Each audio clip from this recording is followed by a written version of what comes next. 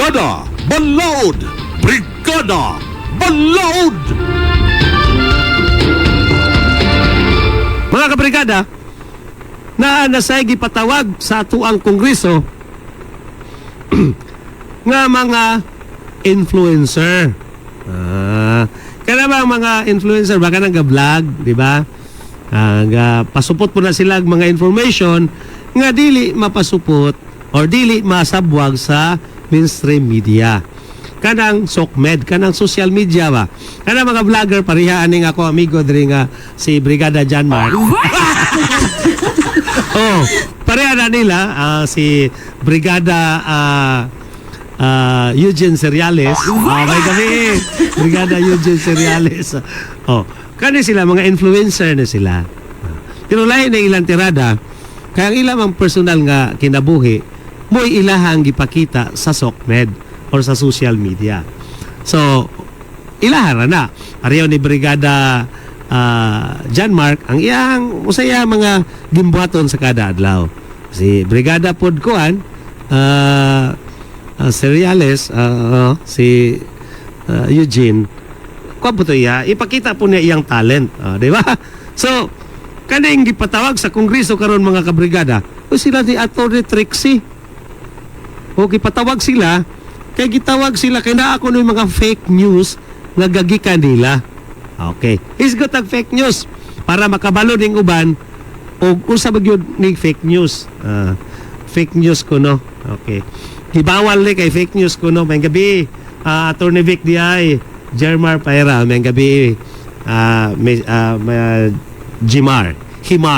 May gabi. Mao na siya mga kabrigada. Kaning fake news. Kanang fake news sa lintunganay lang, attorney, mapriso ba ko o kihaan kong fake news? Kihaan ka naka-fake news? Mapriso ba ko, attorney? Ang ato tubago na, walay balaod nga walay balaod parte yan ng fake news sa tinuod lang. Wala pa'y balaod. So sa makapriso ni mo, may balaod nga ga-prohibit anang fake news. Inginanin ni siya. Ug pagpasagan kag yaw-yaw sa social media, nya makadamage ka. Naa kay madamage, naa kay maruin nga reputation. Diha ka pwedeng file kaso. Pero kanang word nga fake news, wala pa'y balaod nga nag-prohibit anang fake news. Wala pa gani na siya ma-define. Usa may definition of fake news? Wala. Lantawa ninyo ang mga diaryo. Paminawa ninyo mga kabrigada ang mainstream media, ang headlines. Ug imong paminawon or imong basahon og diaryo imong lantawon, ang kanang headlines niya makaingon jud kang dili tinuod. Headlines pa lang bingon. Ang usa ka tawo giluba. Giluba kuno. Day gatuo kang namatay. Ya giluba day wa maigo. Wala may luba nga wa maigo. Ang headline sa social media or sa mainstream media mga kaigsunan, para na siya mo catch og attention. So karon mo ni headlines, ang content sa news maugod to siya imong basahon. Karon ang headlines mao ni. O iyang content lahi. So ang ato ang mainstream media makaingon ta nga fake news day. Kay lahi ang headlines, lahi sad ang content. Sige na siyang mahitabo bisan pang magbasa mong newspaper. Nahimot na lang ka ang headlines mao ni, pero ang content lahi. Same gyapon na mulantaw kag television. Lantaw ang mga taga news and current affairs nila nga program. Paminawa ang headlines. Di ba musukwahi pag abot na sa balita mismo. Okay. Karon ang pangutana, masilutan bataan ng fake news. Sa pagkakaroon, wag ko'y silot nga may tabo mga kabrigada, kay walay balaod nga ga-prohibit ana kinahanglan nga tagaan na siya og legal nga definition ug unsa gunang fake news.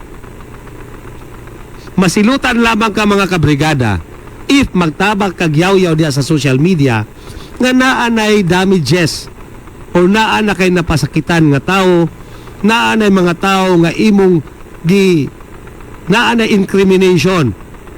Mura na gihimo nimong gikriminal na nimo ng tawhana or imong gipasangilan og mga butang nga dili tinuod na ay atuang cyber libel nga pwedeng ikaso nimo.